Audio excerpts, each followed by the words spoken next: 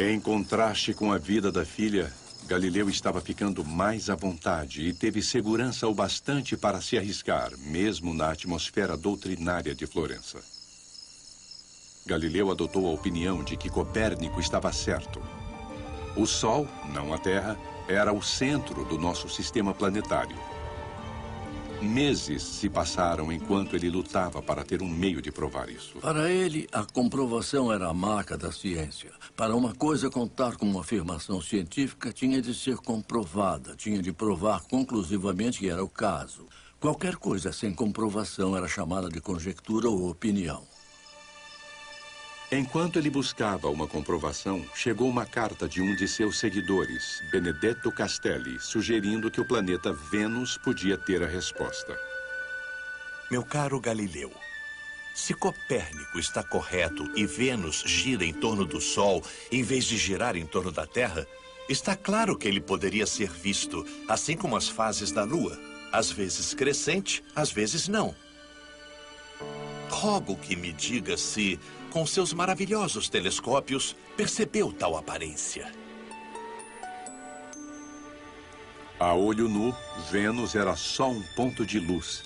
Mas através do seu telescópio, Galileu viu o planeta como um disco. Em um período de meses, Vênus mudou de um pequeno disco para um maior, crescente. Galileu imediatamente compreendeu que em um sistema em que o Sol está no centro, esse crescente apareceria como Vênus, circulando em uma órbita entre o Sol e a Terra. Vênus deve estar girando em torno do Sol e não da Terra.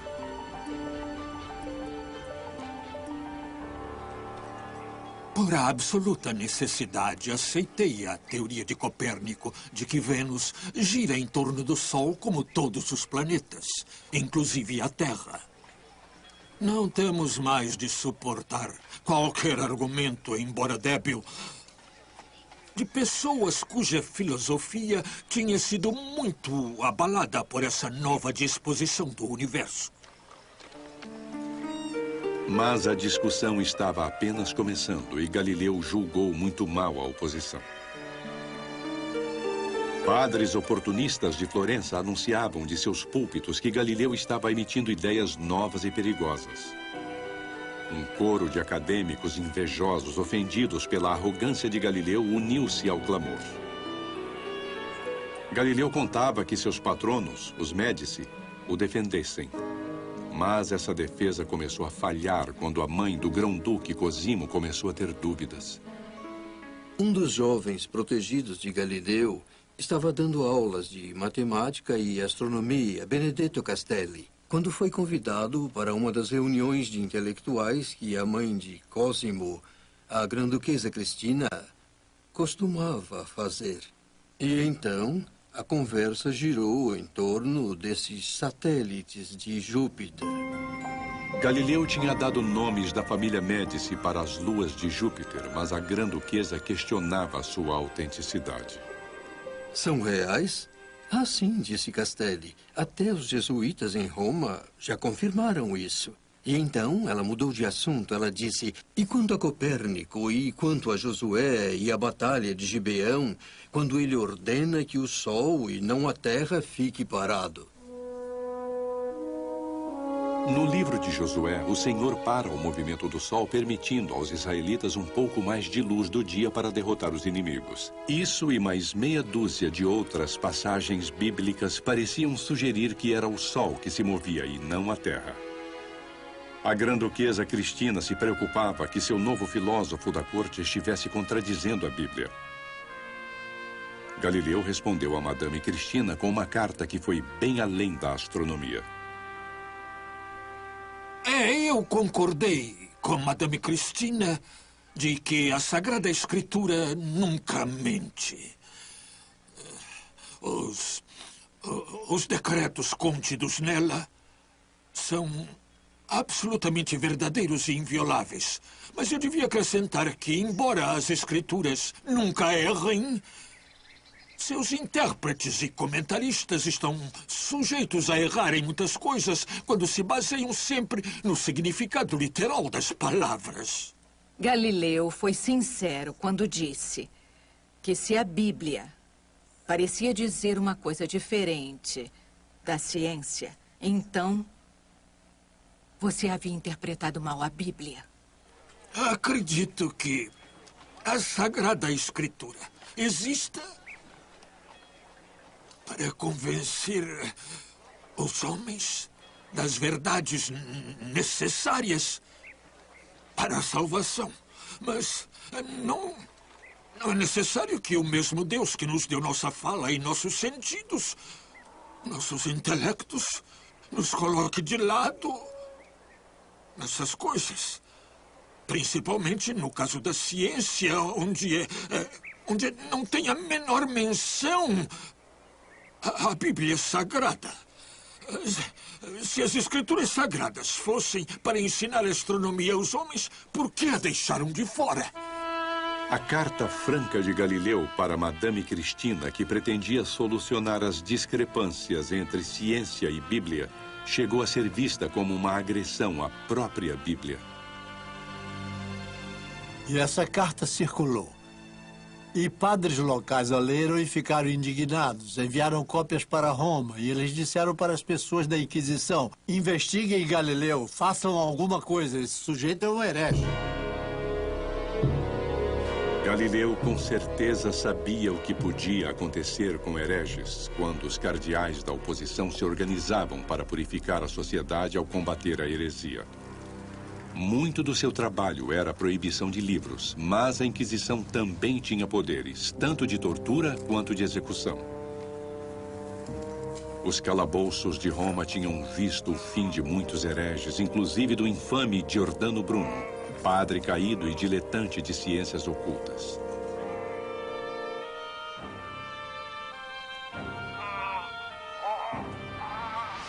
Para a Inquisição, medidas extremas eram justificadas. Fosse qual fosse a dor aplicada para salvar a alma de um herege, não era nada comparada à dor da danação eterna.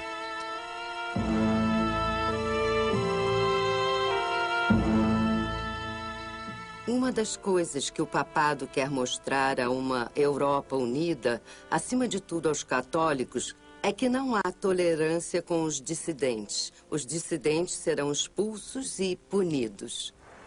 Um herege escocês é queimado na fogueira com uma veste de breu para que ele queime com mais intensidade. E Bruno foi queimado vivo, o que é bem incomum. A maioria das pessoas é queimada depois de morta. É um de toda uma série de pessoas que serão condenadas à morte como um meio de mostrar que a ortodoxia será aplicada. Giordano Bruno era um padre e um charlatão da nova era que negava a divindade de Cristo. Mas, como Galileu, ele tinha descrito uma visão do universo em que a Terra girava em torno do Sol.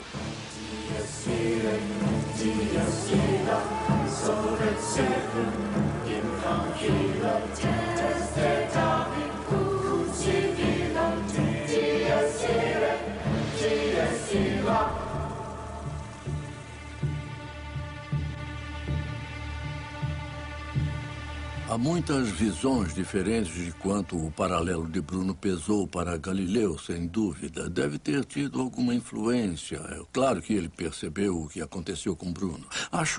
Duvido que ele tenha se achado em perigo de sofrer aquilo, mas ao mesmo tempo, no fundo havia aquela ameaça se agigantando. Se ele desafiasse a Inquisição, poderia sofrer punições severas.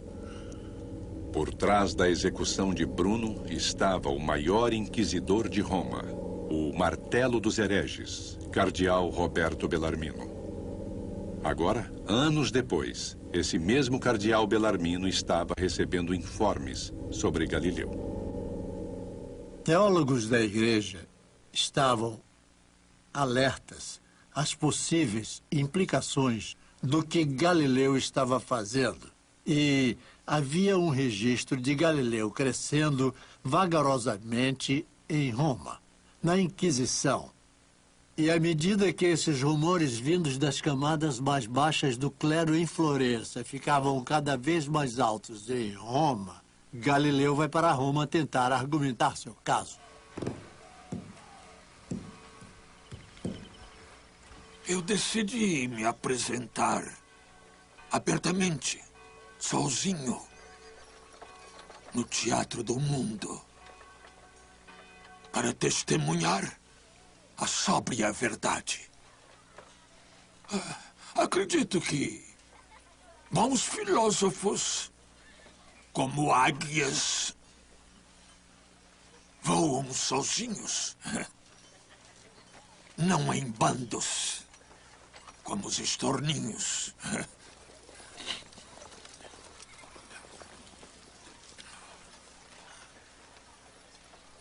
Queria que as pessoas compreendessem que a natureza, além de lhes dar olhos para verem suas obras, lhes dá cérebros para que sejam capazes de compreendê-las. Galileu viajou até Roma no inverno de 1616. Como membro da corte dos Médici, ele se tornou convidado do embaixador da Toscana na palaciana Vila Médici. No alto de uma colina com vista para a cidade, de sua sacada, Galileu podia ver os domos do Vaticano enquanto aguardava ansiosamente seu encontro com o inquisidor cardeal Bellarmino. Galileu tendia a superestimar seus próprios poderes de persuasão. Ele achava, então, que, se pudesse ir a Roma e conversar com alguns da hierarquia, poderia facilmente persuadi-los de permanecerem abertos à questão: a Terra se move mesmo ou a Terra é fixa?